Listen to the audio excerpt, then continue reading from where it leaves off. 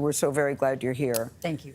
We heard Amber's reaction to the verdict yesterday. This seems to be a huge victory for Johnny Depp this morning. Yeah, a major setback for women inside the courtroom and outside the courtroom. Because? Because basically what this said, you know, Amber had an enormous amount of evidence, although a lot of it was suppressed in this case as opposed to the UK.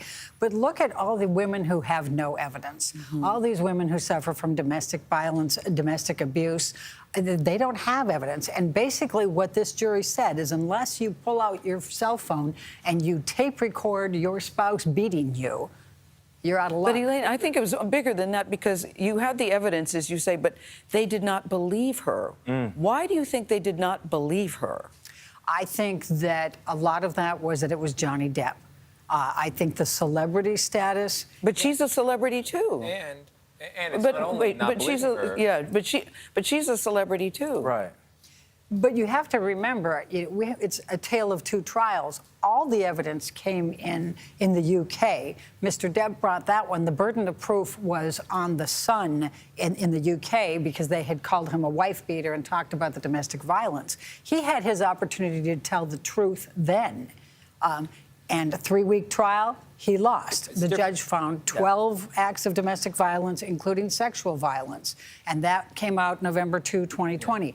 We weren't allowed to tell the jury that. Well, it's a different system, and the judge, it wasn't a jury, it was a judge. The judge said it was substantially true, and that is significant, and I think surprised a lot of legal analysts.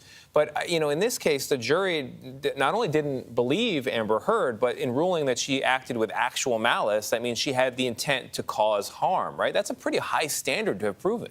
And it's pretty amazing since the op-ed never even mentioned Mr. Depp. You have to remember that. What they learned from the UK case is to demonize Amber, which is what they did, and to try to suppress as much of the evidence that came in the UK and did not come in the United States. But the other problem is we had cameras in the courtroom. So here we had, not only did we have a group of Depp fans that were there every day, 100 were allowed in. They lined up at 1 o'clock in the morning for their wristbands to be in that courtroom. But we had everything on camera, and we had tremendous social media that was very, very, very much against Amber.